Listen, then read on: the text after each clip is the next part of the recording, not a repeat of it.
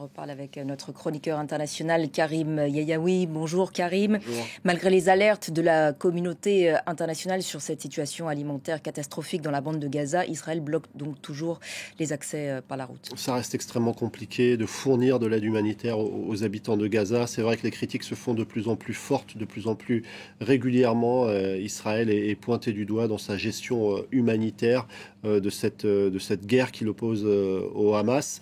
On a entendu un certain nombre de voix, notamment dans ce sujet, expliquer que la faim était utilisée, instrumentalisée comme arme de guerre et le quotidien des habitants palestiniens de la bande de Gaza est devenu tout simplement insupportable. On a évoqué cet événement tragique. Il y en a eu plusieurs par le passé. Je vais vous donner quelques dates. Le 23 mars dernier, une vingtaine de morts et autant de blessés lors d'une distribution d'aide alimentaire. Le 14 mars, c'était à peu près le même scénario. Et puis on se souvient du 29 février dernier, lorsqu'il y avait eu ces tirs nourris qui avaient causé la mort de très nombreux Palestiniens, des bousculades.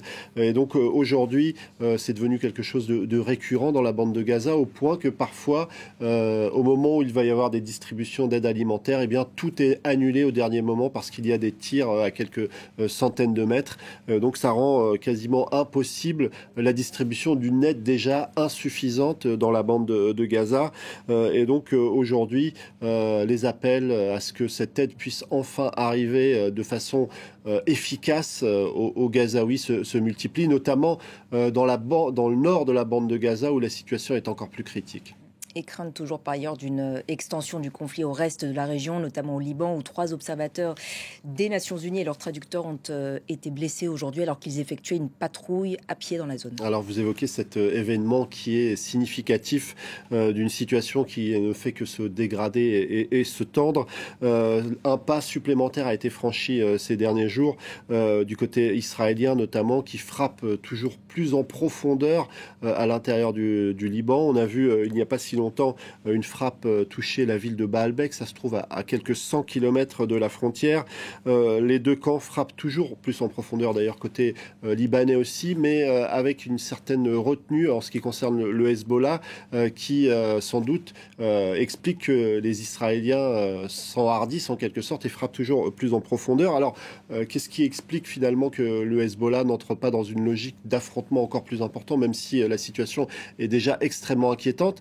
Il y a sans doute deux éléments. D'abord, la situation à l'intérieur du pays. Le Liban est en grande difficulté et le Hezbollah sait que s'il rentre dans une guerre ouverte avec Israël, la situation va se dégrader pour l'ensemble du pays. Et un certain nombre d'observateurs soulignent que eh bien, le Hezbollah temporise en quelque sorte pour renforcer ses positions, notamment des infrastructures souterraines, pour tenter de mettre en place une logistique en cas d'un conflit ouvert. Alors clairement, du côté israélien et du côté du ministre de la Défense, on a indiqué que les opérations allaient se multiplier et frapper toujours plus en profondeur à l'intérieur du pays. On a en quelque sorte changé de stratégie, c'est-à-dire que côté israélien, on explique qu'on n'est plus du tout dans une logique de défense, mais dans une logique offensive, et qu'on frappera les membres du Hezbollah jusque Beyrouth ou Damas, puisqu'il y a eu aussi des frappes en Syrie menées par l'armée israélienne. Merci infiniment Karim pour cet éclairage.